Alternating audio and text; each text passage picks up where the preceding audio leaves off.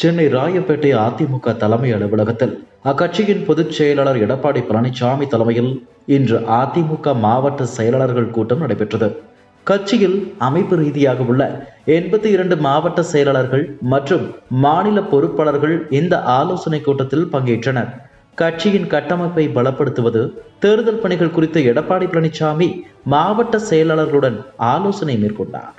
இதுவரை 118 தொகுதிகளில் எடப்பாடி பழனிசாமி சுற்றுப்பயணம் மேற்கொண்டுள்ள நிலையில் 2026 வெற்றிக்கான வியூகங்கள் அமைப்பது தொடர்பாக ஆலோசிக்கப்பட்டதாக தகவல்கள் தெரிவிக்கின்றன. அனைத்து மாவட்டங்களிலும் வாக்குச்சாவடிக்கு 8 பேர் வீதம் பூத் கமிட்டி அமைத்து பட்டியலை சமர்ப்பிக்க எடப்பாடி பழனிசாமி அறிவுறுத்தியுள்ளார். இந்த ஆலோசனை கூட்டத்தில் பாஜக முன்னாள் தலைவர் அண்ணாமலையை விமர்சனம் செய்ய வேண்டாம் என அதிமுக நிர்வாகிகளுக்கு அக்கட்சியின் பொதுச் செயலாளர் எடப்பாடி பழனிசாமி அறிவுறுத்தியுள்ளதாக கூறப்படுகிறது. கூட்டணிக்குள் சலசலப்பு ஏற்படுத்தும் தேவையற்ற விவாதங்கள், பேச்சுகளை தவிர்க்குமாறு அதிமுகவினருக்கு இபிஎஸ் அறிவுறுத்தியிருக்கிறாராம். நம்மை பற்றி அண்ணாமலை பேசுவதில்லை, நீங்களும் எதுவும் பேச வேண்டாம் என கட்சியின் முக்கிய நிர்வாகிகளுக்கு எடப்பாடி பழனிசாமி அறிவுறுத்தியுள்ளதாக தகவல் வெளியாகியுள்ளது. மேலும் 2026 சட்டமன்ற தேர்தலுக்கான பணிகளை இன்னும் வேகப்படுத்துங்கள் என்றும், தாவேகா தலைவர் விஜய் பேச்சை கண்டுகொள்ள வேண்டிய அவசியம் இல்லை என்றும் மாவட்ட செயலாளர்கள் கூட்டத்தில் அதிமுக பொதுச் செயலாளர் எடப்பாடி பழனிசாமி அறிவுறுத்தியுள்ளதாக தகவல் வெளியாகியுள்ளது.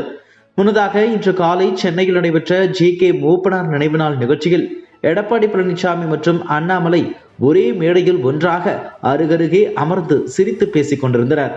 ஜி.கே. மூப்பனார் நினைவிடத்தில் மலர் தூவி மரியாதை செலுத்தும் போதும் அண்ணாமலையை தனக்கு அருகே அழைத்து நிற்க வைத்தார் எடப்பாடி பழனிசாமி.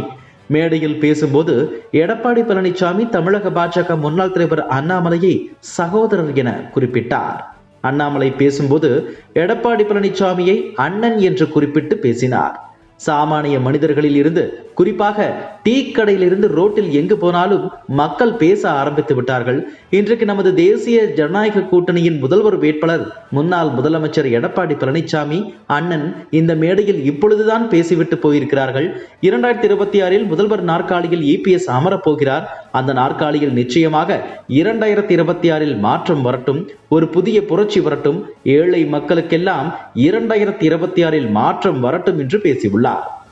2026 சட்டமன்ற தேர்தலை ஒட்டி அதிமுகவுடன் பாஜக கூட்டணி வைத்துள்ள நிலையில் கடந்த சில மாதங்களாக கூட்டணி ஆட்சியில் பங்கு என பேசி வந்தார் அண்ணாமலை.